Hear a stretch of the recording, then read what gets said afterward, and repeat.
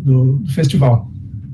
Bom, eu sou natural de Vitória e eu morei lá até os 18 ou 19 anos, até antes de eu ir fazer faculdade. E assim, eu toquei de ouvido durante uns 10 anos antes de aprender qualquer coisa de teoria, porque meu pai era engenheiro, mas ele tocava violão muito bem. Então ele estava sempre tocando em casa, tocando com os amigos, com a família. Ele me levava muito para... Ele tinha uma roda de samba que ele fazia toda semana com os amigos. Eu lembro bem novinho, assim, com 7, 8 anos de idade, eu ia toda semana para um bar com os amigos deles. Tocava muita coisa boa, assim, João Bosco, uns sambas do MPB4, assim, umas coisas muito legais, Chico Buarque. E aí eu tive um professor em Vitória, Elias Borges, que ele me deu aula, eu tinha uns 6 anos. Eu acho que eu comecei a tocar, eu tinha uns 4 anos com meu pai, assim, bem de brincadeira, né? Aí com 6 ele arrumou esse professor, que é um super amigo até hoje, o Elias Borges. Só que apesar de todo o esforço do Elias, eu não queria muito saber de estudar direito, não. Então ele falou para eu se demitir, falou que eu não quisesse estudar direito, para eu procurar ele de novo.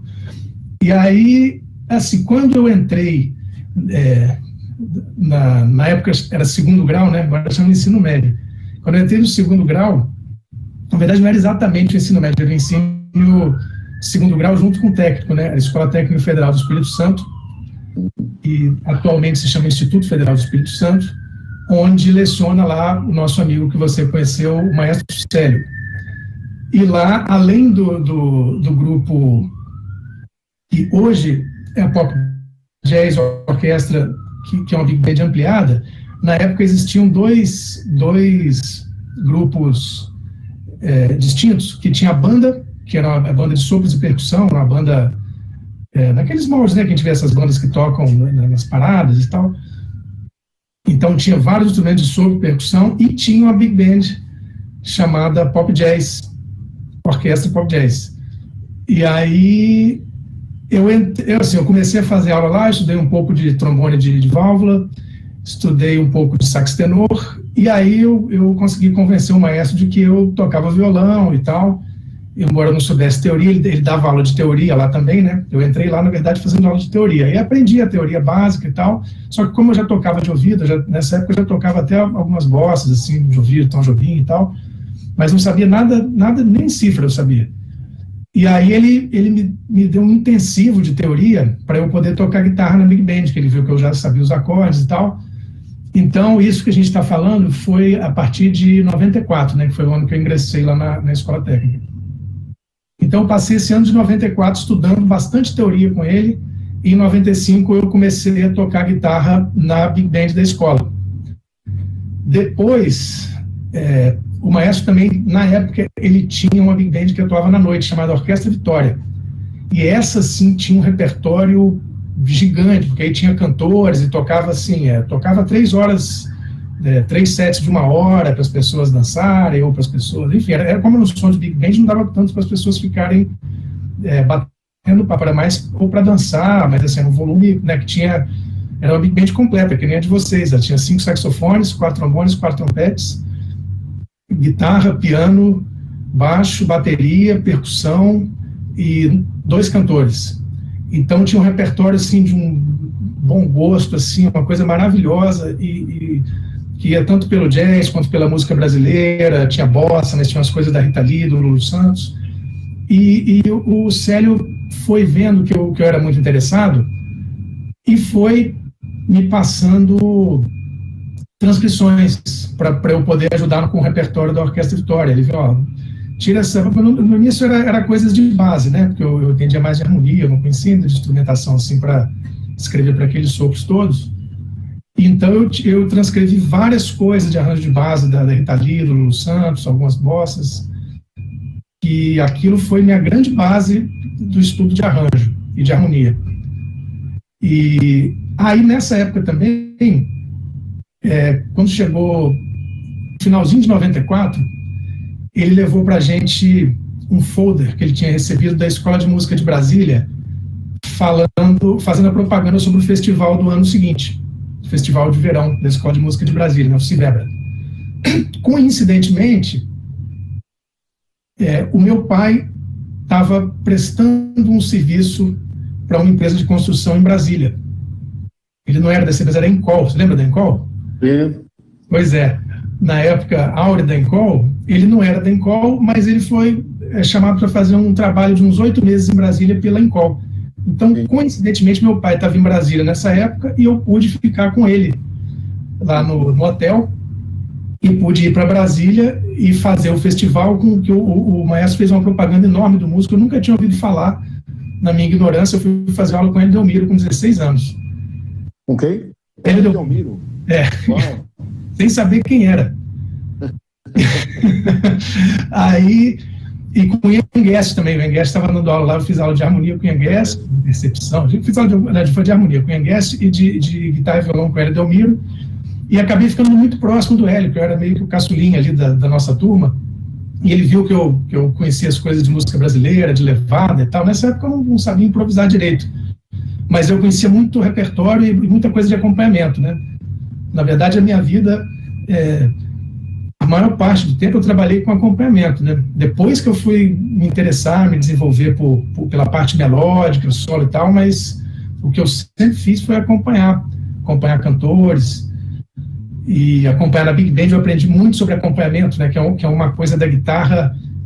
Eu acho assim que é uma coisa essencial para os guitarristas tocarem em Big Band, porque você aprende um outro comportamento do instrumento, né, com aquele monte de coisa acontecendo ao mesmo tempo, especialmente se tiver um piano junto e muita harmonia. Então, se a gente ficar fazendo esses acordes cheios que a gente faz quando toca voz e violão ou com a guitarra num grupo pequeno, isso acaba chocando com as outras. Saturando também, né? Saturando, exatamente. Então, na Big Band, eu acabei aprendendo a fazer coisas mais econômicas e, enfim, a interagir com aquele monte de coisa, fazendo a guitarra tocar só o necessário, né? E não entrar em choque com os outros instrumentos. Então, isso que a gente está falando, a Escola Técnica foi de 94 a 97. Né? 95 eu entrei na Big Band, 94 eu estudei teoria, 95 eu entrei na Big Band, e em 96 eu entrei na Orquestra Vitória, e lá pelas tantas, deve ter sido de 96 para 97, eu estava tocando contrabaixo na Orquestra Vitória, que eu estava sem baixista. O contrário. Eu estava tocando contrabaixo na Orquestra da Escola e guitarra na Orquestra Vitória. A Orquestra da Escola ficou desfalcada de baixista, e foi ótimo, porque aí eu pude também aprender melhor sobre o comportamento do contrabaixo, ler em clave de Fá, né, que tinha várias coisas escritas, e ao mesmo tempo ouvindo arranjos maravilhosos, porque o Célio ele importava uns arranjos da Kendor, da Advance Music, essas editoras americanas que publicam arranjos. Então a gente tocava arranjos lá de arranjadores maravilhosos, com umas coisas antigas também de Glenn Miller, e tocava coisas de arranjadores brasileiros. Então eu pude ficar ouvindo aquele negócio, aqueles arranjos, aqueles sopros todos, toda semana, né? A gente tocava toda semana com a Orquestra Vitória.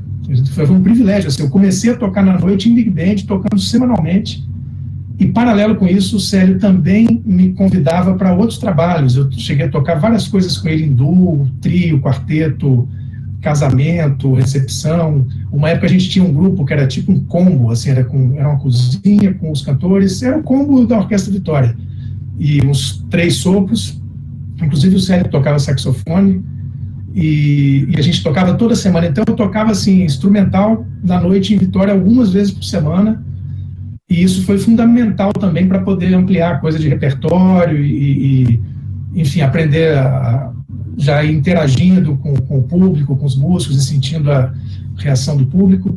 Então esse foi o histórico musical de Vitória. E só um complemento, que eu acho que foi uma coisa que me ajudou demais também, desde a infância, adolescência, mas especialmente na infância, a minha família sempre foi muito ligada no carnaval, lá em Guarapari, e tem um tio-avô meu que tinha até um bloco, que ele coordenava um bloco, lá chamava Bloco da Pracinha. Então eu saía desfilando num bloco, tocando percussão no carnaval todo ano também, quando eu era criança. Eu tocava repinique, tamborim, tarol, né, caixa, cada um chama de jeito, surdo.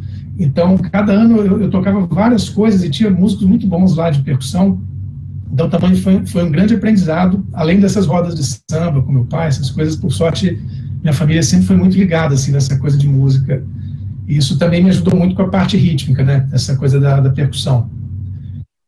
Bom, estou falando muito, Rui? Pode continuar. Não, tá ótimo. Tá bom? Uma história maravilhosa. Agora, depois você vai para a Unicamp na sequência. Exatamente. Aí a próxima fase. Aí, quando chegou no último ano da escola técnica, eu estava numa tremenda dúvida assim, do que fazer.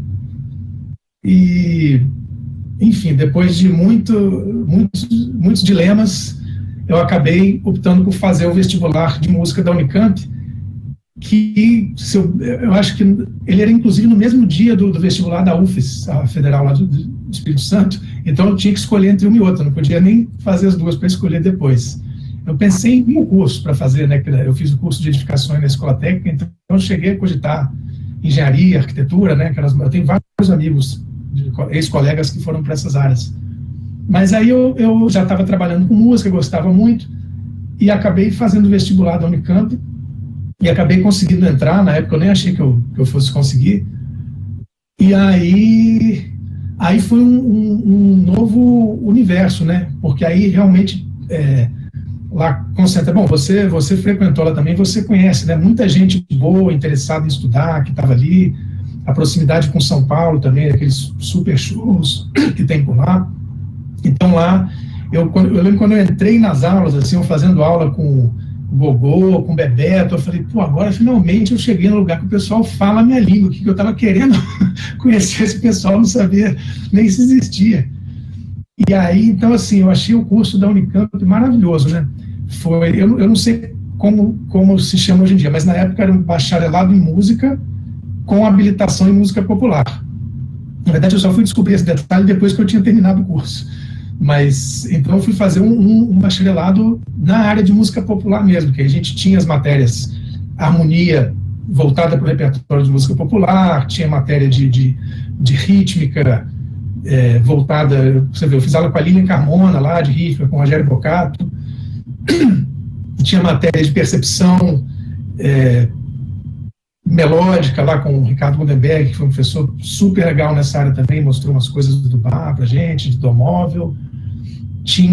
Eu tive dois excelentes professores de instrumento, que foram o Alberto Trindade, nos meus 2 primeiros anos, que foi uma figura assim, fundamental para o meu desenvolvimento na guitarra. Esse cara é um músico maravilhoso e ele tinha uma metodologia assim, hiper eficiente, que até hoje eu passo para os meus alunos. E em seguida, no meu 3º ano, trocou o professor de guitarra, entrou o Marcos Cavalcante, né, o Marquito, que também apresentou uma outra abordagem, e ele também tem uma bagagem muito grande de violão, então ele pôde me ajudar a desenvolver o estudo num método que eu tinha comprado lá por sugestão do Hélio Delmiro em Brasília, e nunca tinha estudado direito, não sabia como é que estudava aquilo, que era o método do Abel Carlevaro. Você vê, eu comprei em 95 e só fui estudar em 2000, o negócio, quando o Marquito me explicou como é que estudava. Até porque em 95 eu nem sabia ler aquelas partituras direito, aí o Marquito colocou a coisa toda no lugar, assim, foi um negócio maravilhoso, e o Marquito acabou também sendo meu orientador de iniciação científica, exatamente no trabalho que eu fiz sobre o estilo do Hélio Delmiro. Posteriormente foi meu orientador de mestrado e posteriormente chegou a me aceitar como orientando de doutorado, só que quando eu ia começar o meu curso de doutorado, ele acabou surgindo para ele uma oportunidade profissional nos Estados Unidos, ele se mudou para lá em 2007. Mas, enfim, o curso da Unicamp foi muito útil para mim, para eu ampliar os meus conhecimentos de harmonia e arranjo, né? Eu tive aula de arranjo com o Rafael dos Santos, com o Paulo Pugliese, um músico maravilhoso lá, que é contrabaixista, e na época ele já estava trabalhando há muito tempo no estúdio. Enfim, foi muito bacana, e colegas muito bons, assim, muita gente interessada. Então, eu fico vendo hoje meus colegas e amigos da Unicamp, muitos estão fazendo trabalhos super legais, tanto no meio artístico quanto nas universidades. Uhum. Então, foi um grande privilégio assim, poder conviver ali. E paralelo com isso, assim, no meu primeiro ano ainda estava me situando ali em Campinas, eu não conhecia as pessoas muito bem, mas rapidamente eu comecei a tocar na noite em Campinas também, né, que é uma coisa que eu já fazia em Vitória, já fazia vários anos, e lá pelas tantas eu comecei a tocar na noite em Campinas, e naquela época foi um período muito bom, que tinha muita música instrumental boa, assim, na noite. Então também lá pelas tantas eu estava tocando uma média de 3 a 4 vezes por semana de instrumental. Eu tinha coisas que eu fazia em duo, com o Di Noel, Fernando Baeta. Eu toquei com vários músicos em duo lá, com Sidney Ferraz, toquei muito, com Guilherme Ribeiro, com Marcelo Valese, toquei muito tempo também, saxofonista. Também tinha gente, lá pelas tantas, tem um grupo que começou na época que eu entrei na Unicamp, em 98, esse grupo durou 10 anos, chamava Azeviche. E eu não era do grupo no início, mas lá pelas tantas foram me chamando para substituir o Fernando, que ele, enfim, teve outros trabalhos, uma época ele teve um problema na mão, que ele teve que parar de tocar um tempinho. Lá pelas tantas o pessoal foi saindo e eu entrei fixo nesse grupo. A gente acabou gravando até um disco em 2007, que foi o primeiro disco que eu gravei como solista mesmo, chamado Azeviche, né? Com o Marcos Souza, que é o contrabaixista de lá, e o Magrão, que é um percussionista, e eles foram, assim, grandes professores para mim, porque nessa época, assim, embora eu estivesse estudando bastante improvisação, o que eu me garantia mais ainda era o acompanhamento, né? Então eu fazia vários trabalhos acompanhando e estava ali começando a fazer algumas coisas que demandavam improvisação. Mas nesse grupo, aí a formação ficou sendo violão, contrabaixo acústico e percussão. E aí não tinha escapatória, porque não tinha um momento de sossego onde outra pessoa ia expor a melodia. Eu tinha que expor todas as melodias, porque a percussão não ia expor, nem o contrabaixo. O contrabaixo, o estilo do Marquinhos é um estilo bem de acompanhamento, assim, maravilhoso. Então, eu lembro da minha sensação, e além de tudo, eles são músicos muito refinados, então eles tocam de uma maneira, assim, menos marcada, né? Aquela coisa, não é aquela percussão com marcação muito forte, nem aquele contrabaixo, é uma coisa mais sutil e mais jazzística. Eu tinha uma pergunta para te fazer. E nesse momento que você tocava com percussão e contrabaixo apenas, talvez você pudesse demonstrar para a gente no violão qual é esse conceito de levada que você fazia nesse. Tem como demonstrar aí rapidamente assim, isso depende muito, para mim, assim, pessoalmente, depende muito do contrabaixista com quem eu estou tocando, porque dependendo do estilo do contrabaixista, eu me sinto mais ou menos à vontade para largar completamente o polegar.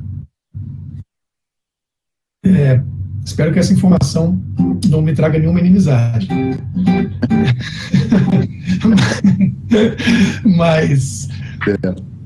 Mas então, assim, com o Marquinhos, né, eu chamo de Marquinhos, Marcos Souza, eu fico extremamente à vontade, porque ele faz uma condução, assim, ultra firme, confortável e, ao mesmo tempo, leve. Então, assim, no Azeviche, eu sempre me senti muito à vontade para, simplesmente, é como se eu fosse um pianista, eu não ia tocar a mão esquerda, né? Então, no violão, no Azeviche, acho que vou tirar essa tampinha aqui para você poder ouvir melhor. No Azeviche, eu sempre usei muito esses 4 dedos aqui. Na maioria do tempo os 3, e às vezes eu uso o dedo mindinho também. Então, se você tem o contrabaixo, você pode fazer só o restante dos acordes. Deixa eu um pouquinho para trás aqui para poder pegar o violão melhor. Melhor assim, né? Aí, e tem uma outra coisa também, que é muito confortável. Como eles faziam uma base muito, muito sólida, eu podia muitas vezes, inclusive, largar a harmonia, né? Porque desde que eu tive aula com o Alberto, esse professor da Unicamp, ele deu uma dica fundamental, assim, de estudo. Ele falou assim, olha, estuda improvisação, você ficar fraseando sem base nenhuma, sem nada, para você aprender a desenhar harmonia. Que eu ouvi muito, assim, que faz isso de uma sublime, é o Sonny Stitt, saxofonista. se você ouve ele tocando, esses grandes do jazz, né? Mas o Sonny Stitt, ele é muito didático, assim, eu vejo como se fosse o Ivan Lins na harmonia, sabe? Ele toca de uma forma, se você tirar os solos do Sonny Stitt ali, você já aprendeu muita coisa. Então eu ficava, na época lá da aula com a Alberta, vou até fazer com paleta, que é como eu fazia. Supor que a gente está fazendo essa harmonia aqui, né? 2, 5.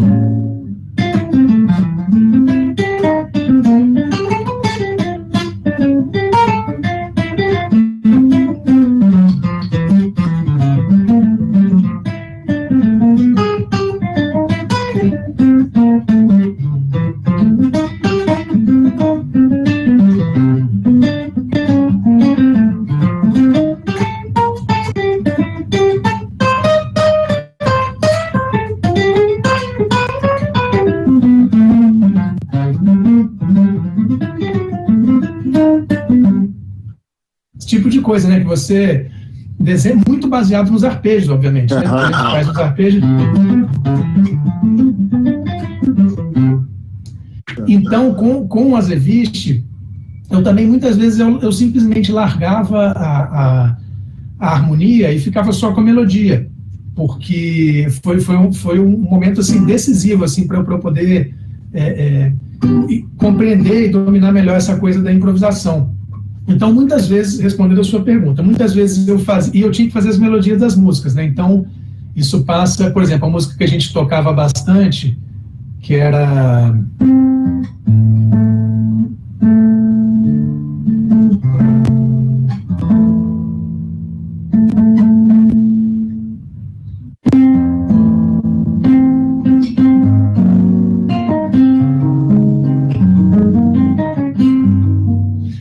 Eu gravei essa música no último disco que saiu esse ano, que foi do Otmar Ruiz, chama Tu Me Delírio.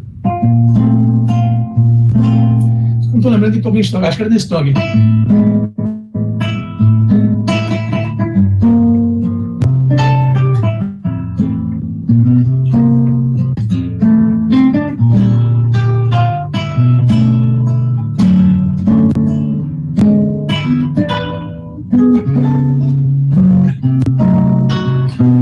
Então, quer dizer, aqui eu estou fazendo as três coisas, eu estou fazendo a melodia, o acompanhamento e o baixo.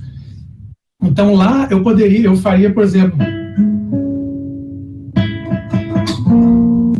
Porque ao mesmo tempo já tinha percussão também, né? Então, esse disco tá, quem quiser ouvir, esse disco ele tem no YouTube, no Spotify, chama Azeviche, só botar meu nome lá, Azeviche, tem essa música... Então, no Azeviche, como eu ficava muito confortável com a forma deles tocarem, eu podia fazer assim, uma coisa bem mínima mesmo.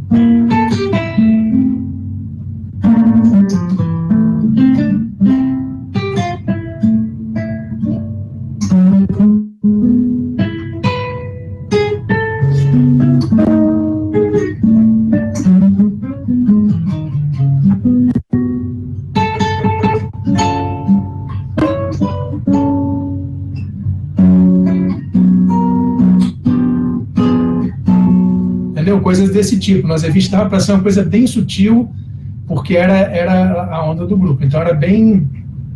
E na hora...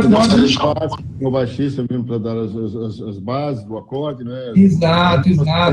Não precisava se preocupar com a condução, que a percussão... Exatamente. Né? Claro que tinha algumas músicas, né? Por exemplo, a gente tocava My Little Sad Shoes, acho que era o Charlie Parker, né?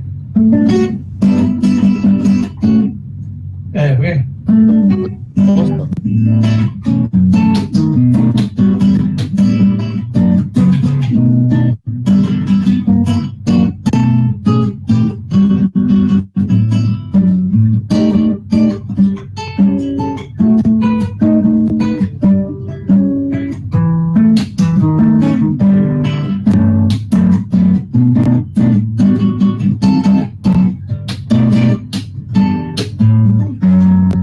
Coisa, né? Aí dependendo do que a gente estivesse tocando, obviamente tinha uma coisinha rítmica mais para frente. Legal. O Bruno, eu estou vendo aqui algumas pessoas pronunciando que podem ficar à vontade para fazer perguntas para o Bruno. Estou vendo aqui o José Emílio Bobo. Nossa, Emílio, que legal. Estou vendo aqui... Então, deixa eu tocar de novo para acertar os acordes aqui, vai ter uns baita música assistindo. Maestro, Tá o José, consegue aumentar um pouquinho o seu microfone? O Rogério Bottermai. O meu ou o do Rui? Maestro Rui, por favor, tente aumentar seu microfone. Tá bom, já tentei. Tem o Bottermaio também. Caramba, que legal. Pô, o Rogério que vai tocar comigo no festival, Rogério. Tem a Catiane Freitas Pimentel Moreira. Enfim, que legal. Pedro da Fonseca. A gente aqui, se alguém interagir, fazer colocar alguma questão para o Bruno, está aberto. Quem quiser aí pode nos acompanhar no YouTube, e eu acredito pelo Secretaria de Cultura do Estado do Amazonas. Então, a sua carreira vai se dividir entre a academia e o palco. Você trabalhou com a brasileira e, ao mesmo tempo, a Universidade de Brasília, onde você parte de música popular, não é isso?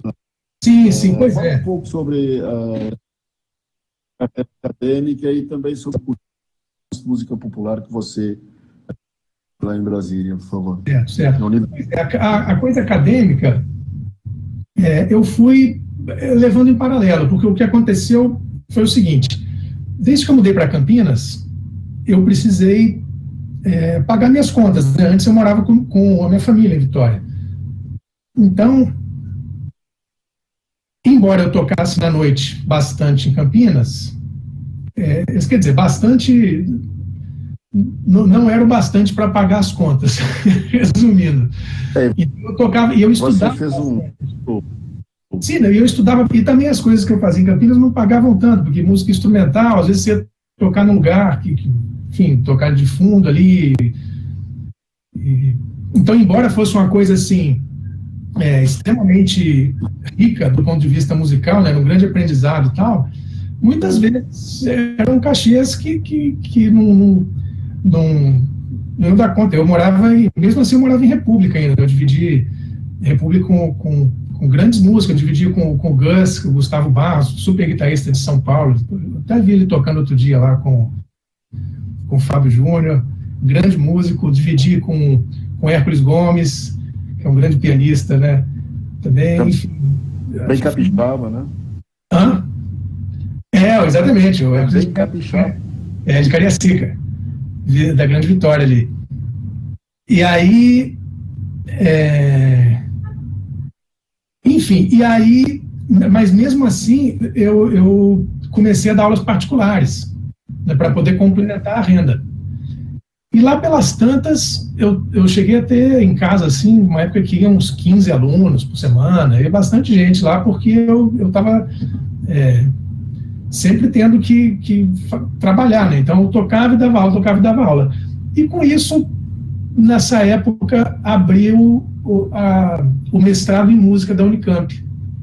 Foi bem próximo, eu lembro na época que eu estava me formando, alguns colegas já foram e entraram no mestrado, e eu ainda não tinha, assim, embora eu tivesse feito iniciação científica, eu não tinha naquela época pretensão de fazer pós-graduação. Eu queria, na época, meu objetivo ainda era trabalhar mais tocando, gravando e tal.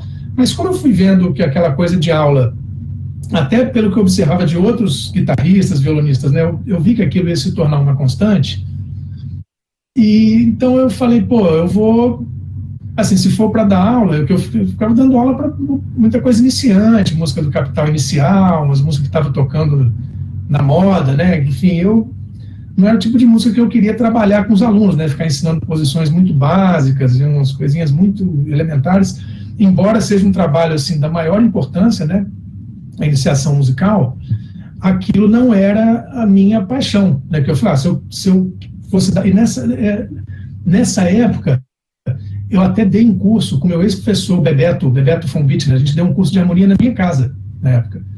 A gente organizou o material, quer dizer, claro que foi tudo baseado no material dele, eu ajudei mais na parte de formatar, assim, né, organizar e tudo, mas ele foi o grande mestre, assim, de harmonia. Então, assim, eu tinha mais afinidade com aquele tipo de aula, né, aula que ia ensinar conteúdos mais próximos do tipo de música que eu sempre vinha trabalhando. Então, com isso, enfim, eu já tinha essa coisa de pesquisa com iniciação científica, eu já tinha visto como é que era, tinha achado interessante. Aí eu entrei no mestrado da Unicamp em 2002. Foi na segunda turma. Eu fiz em 2001, quando eles abriram para a música, por isso é que eu ia perguntar. Exatamente, foi o ano que eu me formei, porque eu estudei lá, 98, 99, 2000, 2001, foi meu último ano. E aí, não, perdão, então eu estou falando a data errada, não é isso não. Eu terminei em 2001, eu entrei no mestrado em 2004. Tá.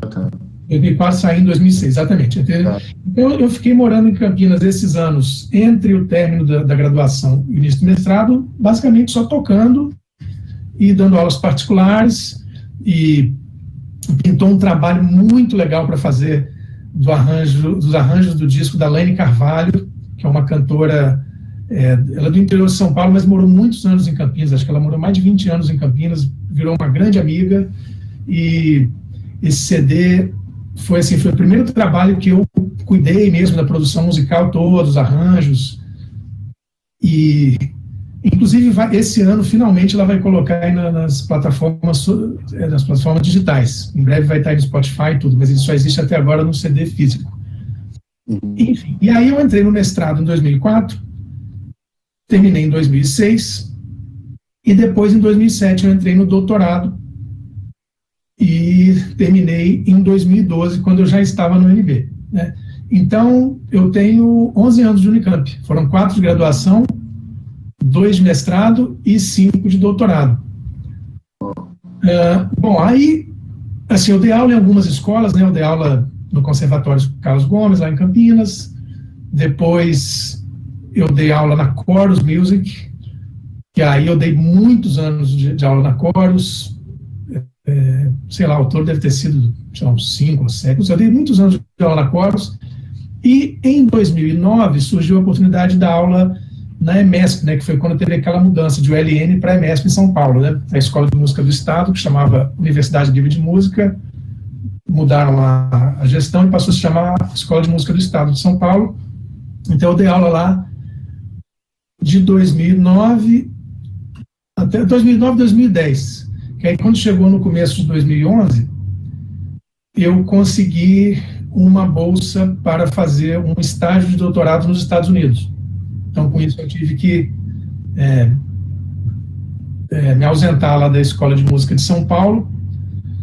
E, paralelamente, eu tinha feito um concurso para a UNB e eu acabei sendo convocado quando eu voltei dos Estados Unidos.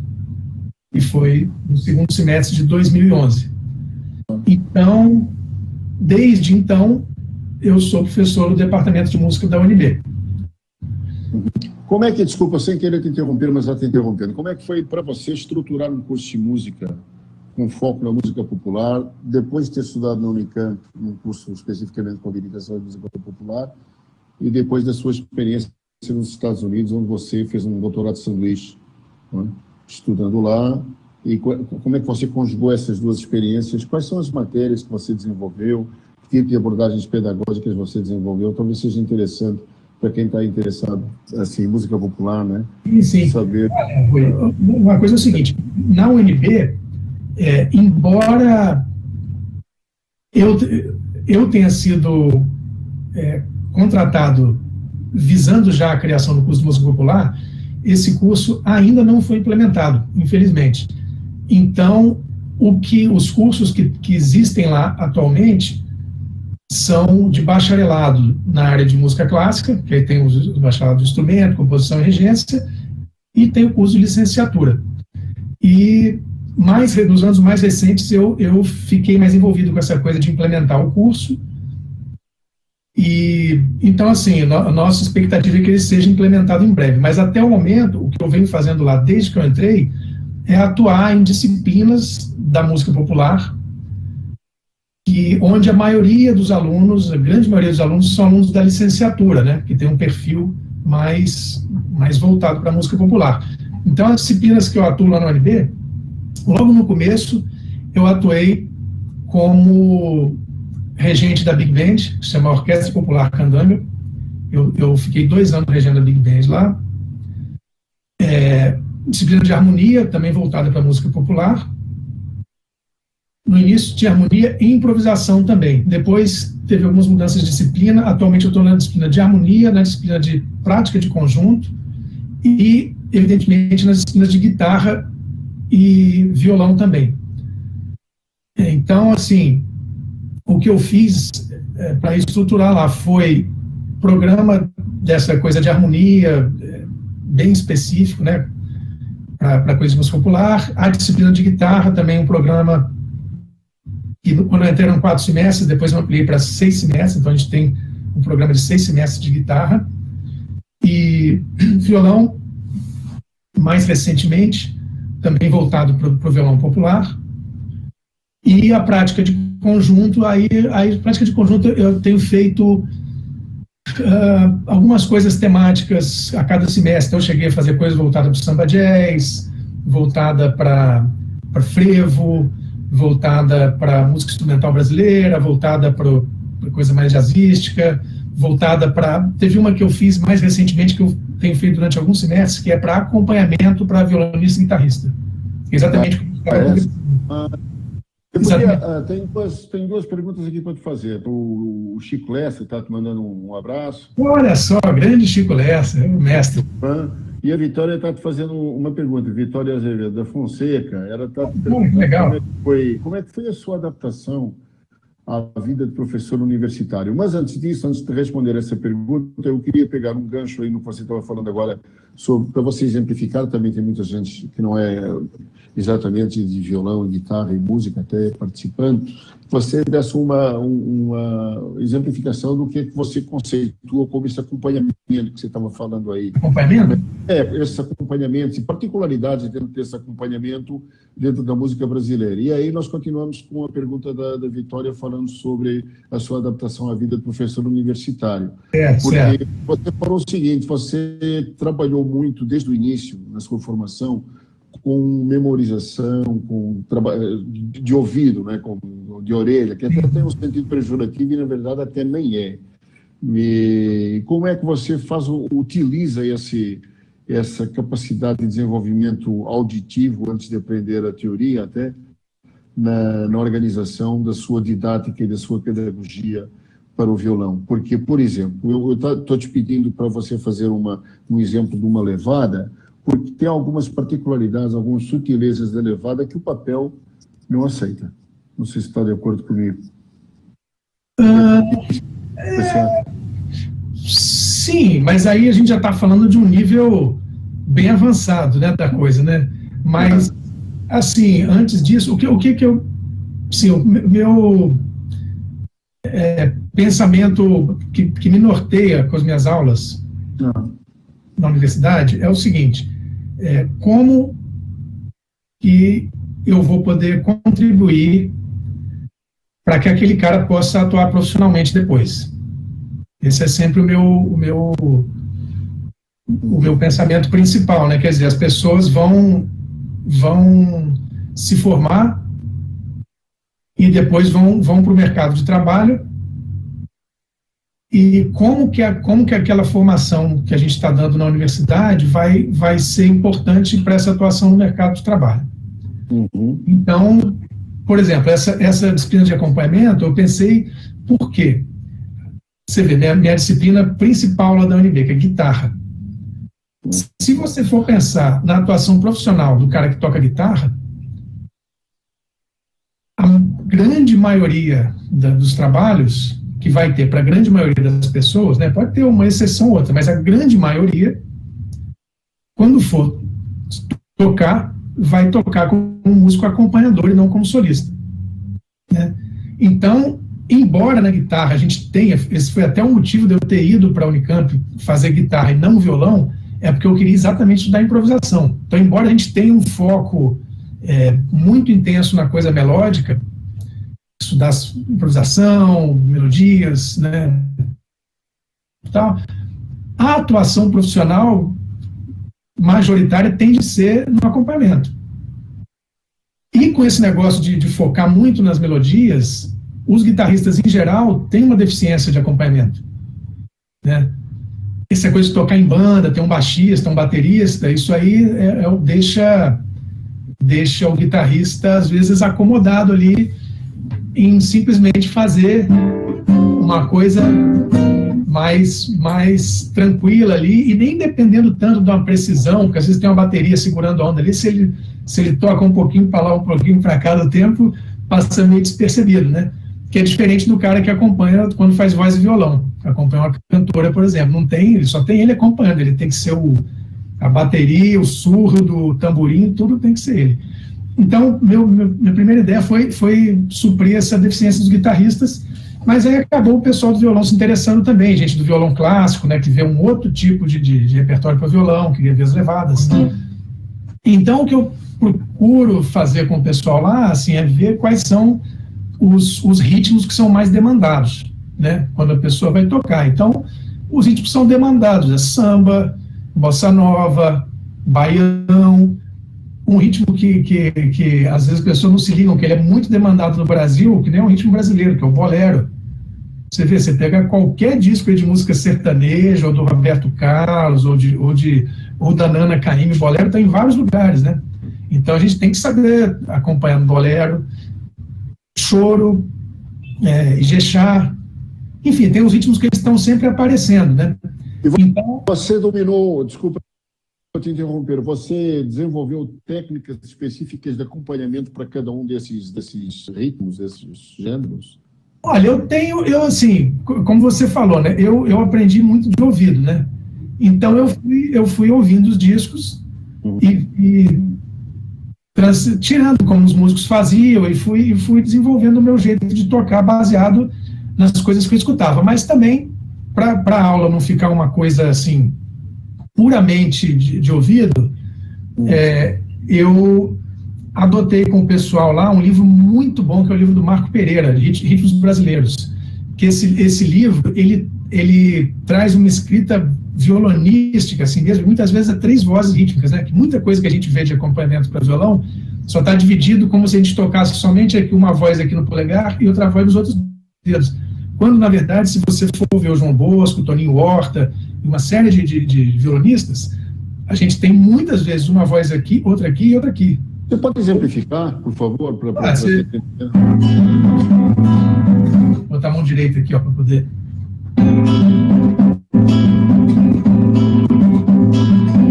Tem hora que você faz só esse aqui, então você não tem só uma coisa, como se fosse na bossa nova que faz... Aqui são só 2 vozes, né? Uma aqui e outra aqui. Estava tocando João Bosco antes, né? Que o cara faz tudo, faz surdo, faz também. Mas o Toninho Horta também, se você pegar.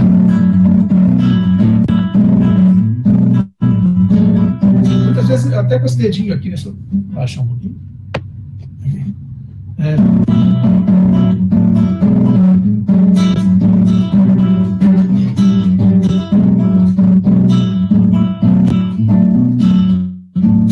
Não sei exatamente assim, mas é alguma coisa nesse sentido. Então, tá. Você tem mais do que 2 vozes rítmicas. Polifonia total. Acontecendo ali, né? Então, esse livro do Marco Pereira, ele tem até uns ritmos obscuros ali, né? Que eu teria que até parar para estudar, e vem com CD também.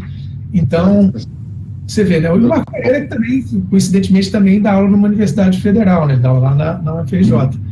Então... Eu me perdi um pouquinho. Sim, então, mas nessas aulas, seja nas aulas de guitarra, aliás, em todas as minhas disciplinas, guitarra, violão, harmonia, prática de conjunto, eu sempre procuro, conforme a possibilidade, né, colocando coisas de transcrição, né, que você falou aí da coisa de tirar de ouvido, porque no nosso meio de música popular, isso é uma necessidade, né? Às vezes o cara que toca música clássica, ele toca violino, ele pode, né, talvez ser um bom violinista sem fazer uma transcrição que seja. Ele está sempre tocando a partitura e ouve os caras tocando e lê a partitura e nunca vai precisar, talvez, pegar um disco, tirar e escrever o que está sendo tocado. Mas a nossa realidade é completamente diferente, porque a gente tem N situações em que a gente vai tocar e sequer existe uma partitura. Você vai tocar, às vezes, com um cara que faz voz e violão. Eu fiz muito disso lá em Vitória, com o próprio Chico Lessa. O Chico é um mestre, né, da harmonia e tal. Tem um outro amigo lá que chama Cecitônio Coelho, que é um cara que toca um repertório enorme, faz uma coisa maravilhosa de voz e violão, fiz umas coisas tocando guitarra com ele, e não tem partitura, você tem que ouvir o que está sendo tocado e tocar junto. Então você tem que ter a capacidade de ouvir e falar, agora está acontecendo tal coisa na harmonia, esse acorde é tal. Então você vai ouvindo e da mesma maneira que a gente fala, né? A gente está conversando aqui sem ter nada escrito.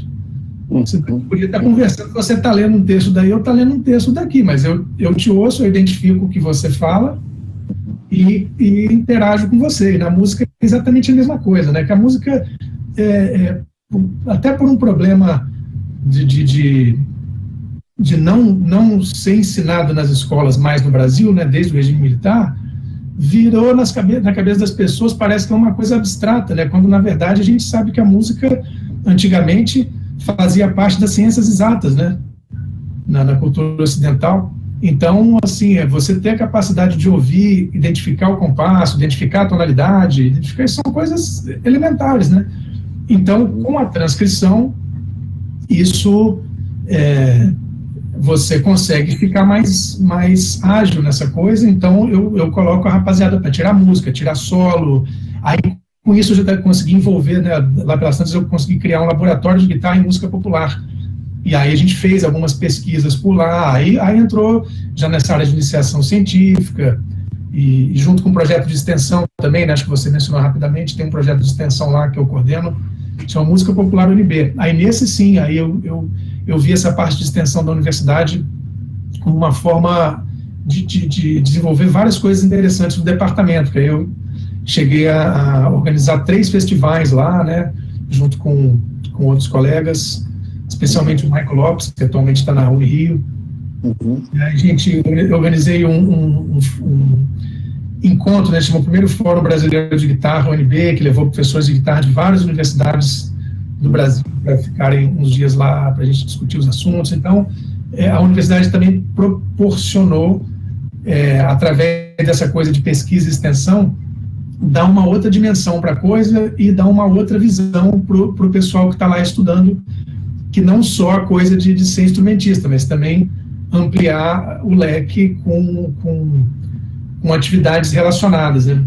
Isso aí está diretamente relacionado com a pergunta que a Vitória te endereçou, né? Como é que foi a sua adaptação à vida de professor universitário, e também tem a ver com uma pergunta, quer dizer, pegando eu queria ainda complementar essa pergunta da Vitória. Não, legal.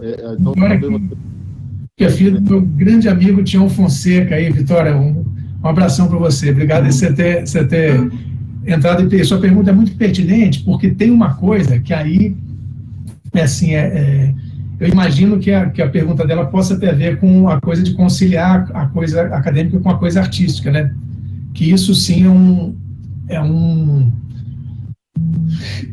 enfim, desafio. É um desafio, porque a coisa acadêmica ela demanda muita burocracia e muito tempo, assim, de relatórios e trabalhos, enfim, né, as pessoas às vezes podem achar que é só aula, mas a aula é a parte mais light que tem, né? Você tem uma série de atividades administrativas, de pesquisa, de coisas burocráticas que elas tomam muito tempo e às vezes te deixam meio amarrado ali com aquilo, né, porque realmente são uma série de obrigações para cumprir, mas eu sempre, assim, por ser a minha paixão, essa coisa de tocar, de ser músico, e até pelo fato de eu ser professor de uma disciplina de prática de instrumento, então eu sempre procurei manter as atividades artísticas, só que eu preciso conciliar isso e até formalizar isso junto à universidade, né, pedir várias organizações para poder fazer esse ou aquele trabalho e tal. Essa é a minha pergunta. Como é que você concilia, como é que você organiza o seu tempo? As pessoas com quem eu falo, que trabalham dão aula, universidade e tal, não só no Brasil, mas nos Estados Unidos. Eu me lembro do Ed Servet uma vez falar para mim que ele foi obrigado a se tornar muito disciplinado para a organização do tempo. Na organização. Sim, essa parte realmente é um dos maiores desafios que a organização tem. O instrumentista tem que estudar muito, né? O instrumentista tem eu estudo muito menos tempo do que eu gostaria, entendeu? Mas Como é que você, essa é a minha pergunta, como é que você organiza o seu estudo e o que é que você estuda particularmente? Assim, tem alguma coisa particular que você gosta de estudar, não apenas que gosta, mas que sinta necessidade de estudar como fundamentos para manter a tua forma e manter o teu foco enquanto instrumentista? Porque você também escreve, você também é um ótimo arranjador. Então, sim, obrigado. Trabalho. Exatamente. As pessoas não têm, às vezes, noção do tempo que se leva para escrever um arranjo, né, Rui? Você vai fazer um arranjo de Big Band, cara, você fica semanas ali. O computador escreve, o computador faz. Assim, evidentemente, eu imagino que quando, quer dizer, eu já até passei por isso, tem algumas épocas, assim, mas assim, as pessoas que escrevem mesmo arranjo diariamente, é claro que você fica mais rápido, né? Mas no meu caso, quem escreve todo dia vai escrever um arranjo para Big Band, claro que a pessoa vai fazer arranjo para Big Band mais rápido do que quem faz esporadicamente, como eu tenho feito nos últimos anos. Então, mas o que eu procuro fazer, assim, primeiro para o instrumento, se a gente for falar de arranjo, eu vou começar a chorar aqui. Não. Porque eu tenho... mas, assim, eu procuro, pelo menos, manter 1 horinha de instrumento por dia. Sabe, às vezes, quando eu consigo controlar a coisa melhor, eu consigo estudar 2, né? Sempre com intervalo, sempre estudo de 50 minutos para 10, 15, mas eu procuro, quando eu fico nessa... Você foca no quê quando você estuda? Nessa 1 hora, basicamente, dá tempo de estudar técnica, entendeu? Porque aí eu preciso, além do que, no meu caso, eu preciso estudar técnica de mão direita e técnica de palhetada. Né? Então, assim, eu estudar a escala com a mão direita é uma coisa, mas a técnica para fazer essa escala de palheta é uma outra técnica. Então, eu tenho que estudar a escala 2 vezes. Tudo tem que estudar 2 vezes. Arpejo, mesma coisa. Fazer um arpejo com a mão direita.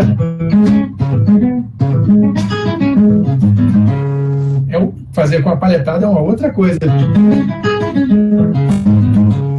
Então, eu tenho que estudar duplamente se eu quiser manter mesmo a coisa tudo em forma, né? Tem arpejo, tem coisa de dedilhado, enfim, tem a parte da mão direita e a parte da palheta. Então, só isso, além de ser uma coisa um pouco maçante, né? Às vezes eu ligo a televisão bem alta, assim, fico estudando palhetada, porque chega a ser cansativo, né, você ficar fazendo aquele negócio, mas assim, o resultado disso é maravilhoso, porque quando você vai tocar, o seu som, a sua coisa sai limpa, a ideia que você tem, você consegue executar.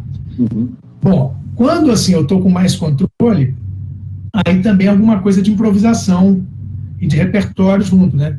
Porque, enfim, sempre tem algum trechinho, alguma situação harmônica que vale a pena parar para ficar estudando e você tirar, né? Atualmente estou estudando algumas coisas com acorde da escala dominante diminuta, né? Aquele acorde dominante com 13ª maior e nona menor, né? Ele tem uma série de tríades aqui.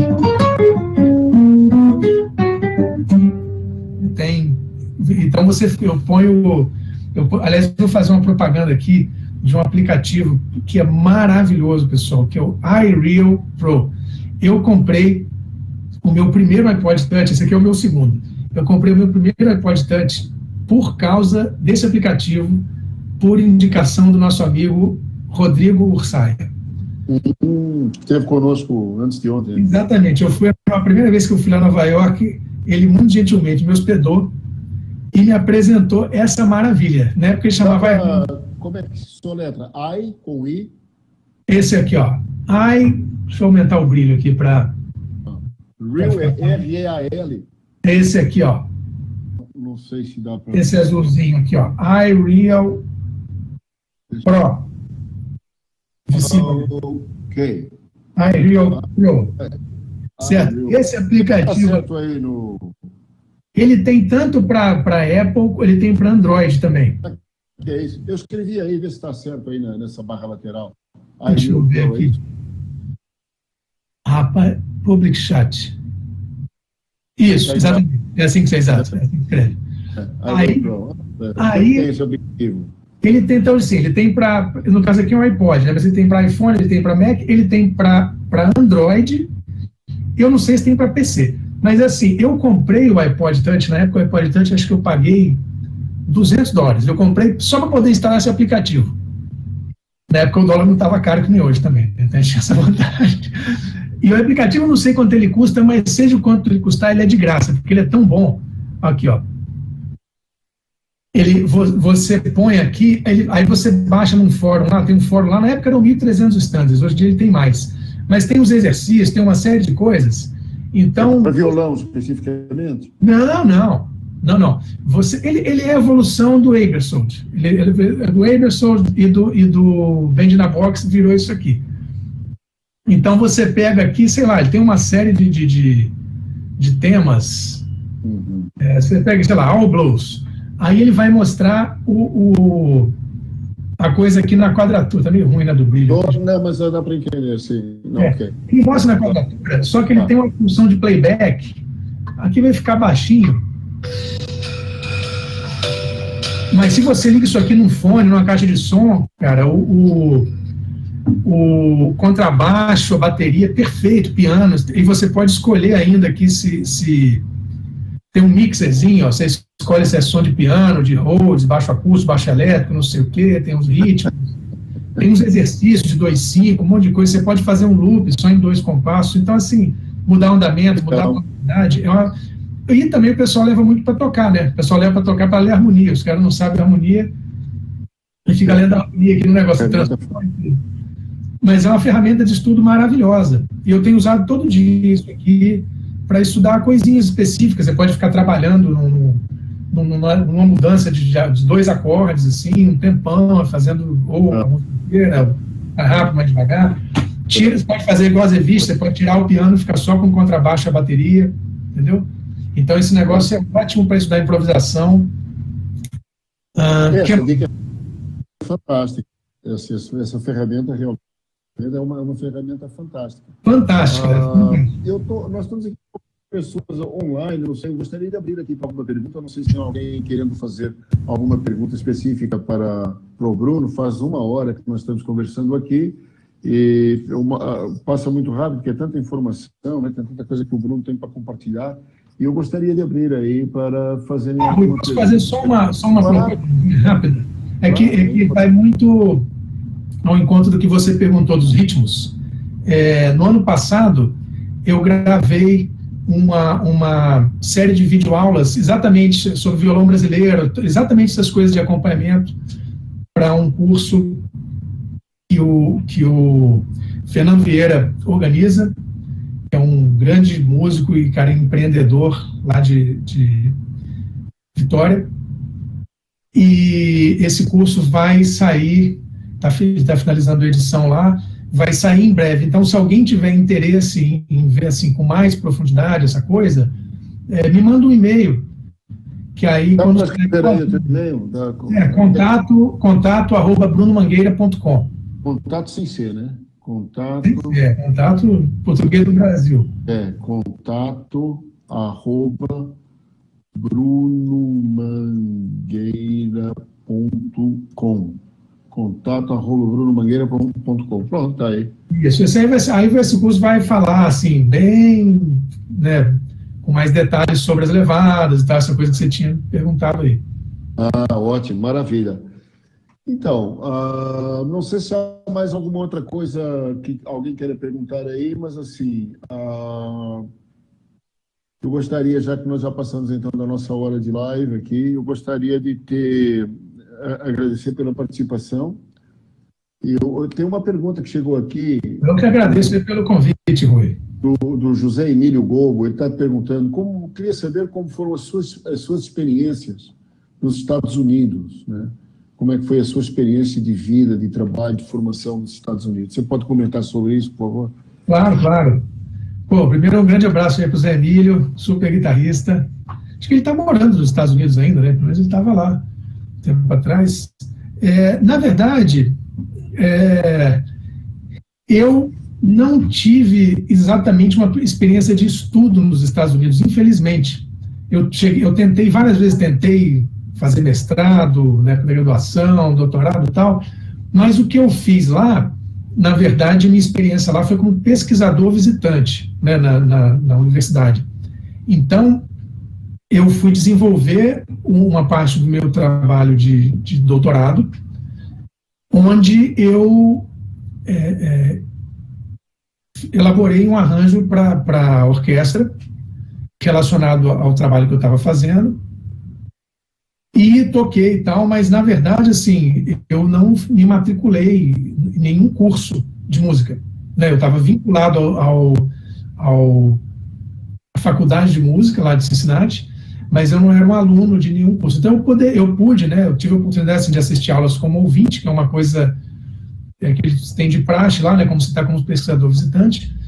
Eu assisti algumas aulas e, em específico, eu assisti aulas no departamento de línguas, porque eu senti necessidade de melhorar o meu inglês. Então, lá tinha umas aulas maravilhosas de pronúncia, de escrita acadêmica, de umas coisas que aí com os americanos lá dando aula, e você também estando num lugar que ninguém fala português, foi muito bom.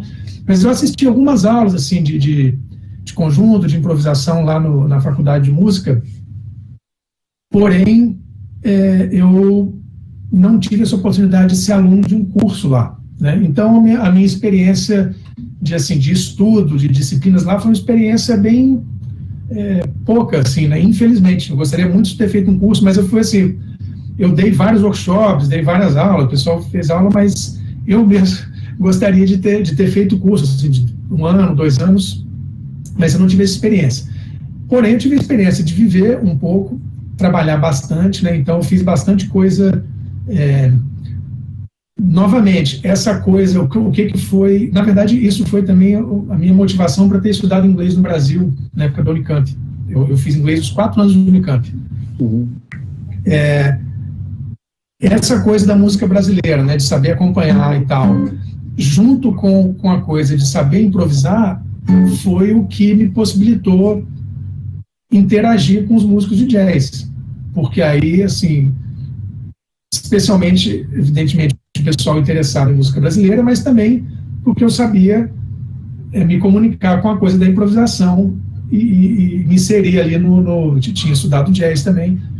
Então, essa coisa de misturar música brasileira com jazz foi realmente algo que abriu várias possibilidades de trabalho e de fazer umas jams, assim, né, fazer uns sons com o pessoal, e isso sempre foi abrindo portas, tanto em Cincinnati, quanto em Nova York, quanto... Alguma coisa que entrou aí. Aproveitando aí, eu queria te fazer uma pergunta que é endereçada pelo Erinaldo Edson. Ele quer saber qual é a sua área do PhD. Ah, sim. O Erinaldo, um abraço, Erinaldo. O meu, na verdade, não é um PhD, acho que é filosofia, né, esse PH, né? Mas o doutorado foi na área de arranjo.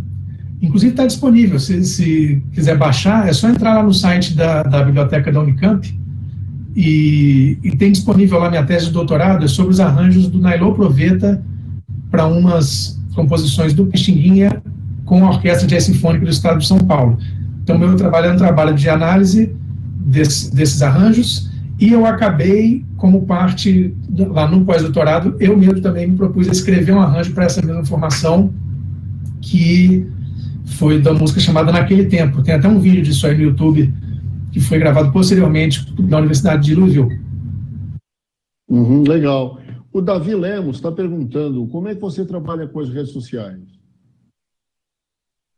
Olha, eu tenho, assim, páginas profissionais no Facebook e no Instagram, né? Então, eu sempre estou postando, assim, quando tem alguma novidade, algum show, algum CD, ou essa coisa do curso online.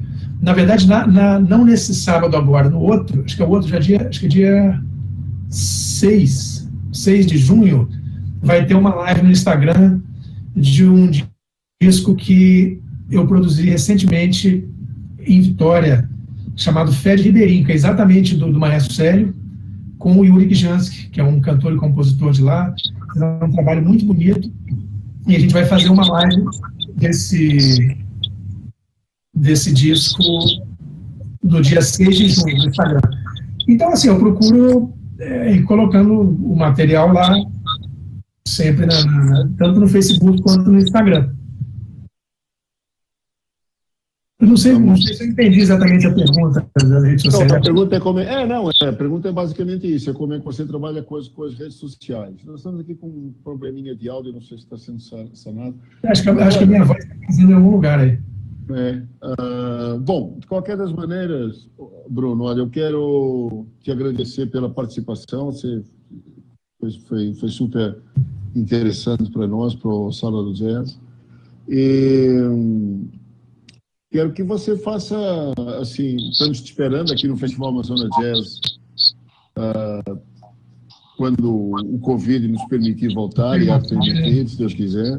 Pois é, Rui. Olha, obrigado pela oportunidade desse bate-papo aqui, foi muito legal.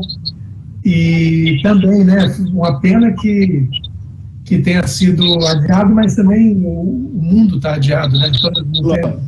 Não teria como, né? Aliás, desejo tudo de bom para o pessoal em Manaus, né? Que a situação aí está bem brava, né? Pelo que a gente tem acompanhado.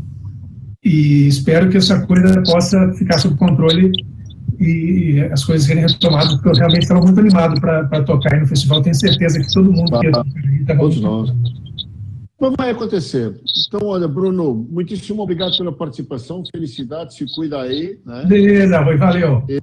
Obrigado a todos os que participaram, obrigado ao Dr. Cleino Costa, reitor da Universidade do Estado do Amazonas, por disponibilizar esta sala de teleconferência de telesaúde, é importante para nós, e também à Secretaria de Cultura do Estado do Amazonas e ao apoio dado pelo secretário de Cultura, Marcos Apolo, que desde o primeiro momento se prontificou a estabelecer essa parceria a todos eles aí. muito profícua e muito sinérgica entre ambas as instituições, e esperamos de alguma forma que possamos contribuir para gerar um legado de conhecimento tão importante nos tempos atuais, sempre para a universidade, para a disseminação do conhecimento e particularmente também no conhecimento da música popular, que é uma área em que você atua com tanta maestria.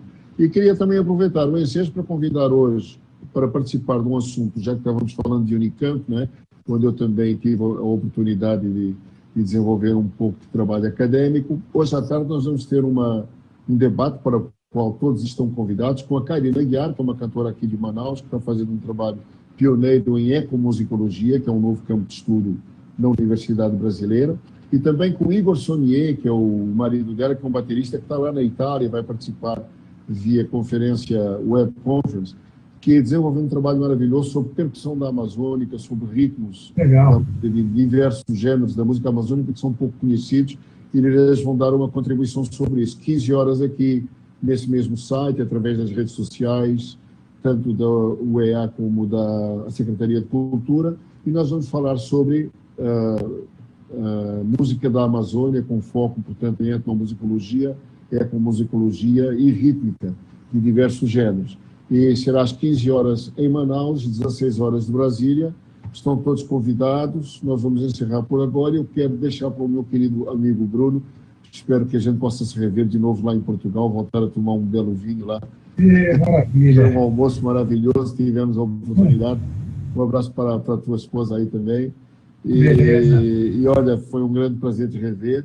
E espero poder recepcionar vocês em breve aqui em Manaus e fazermos de novo esse bate-papo maravilhoso e apresentar-vos esse seu som maravilhoso mais uma vez. E quando voltarmos a trabalhar, uma das coisas que vamos incluir nos nossos programas é fazer um repeteco daquele concerto maravilhoso que fizemos contigo com o Greg lá em 2018. Aí vai ser perfeito. Beleza?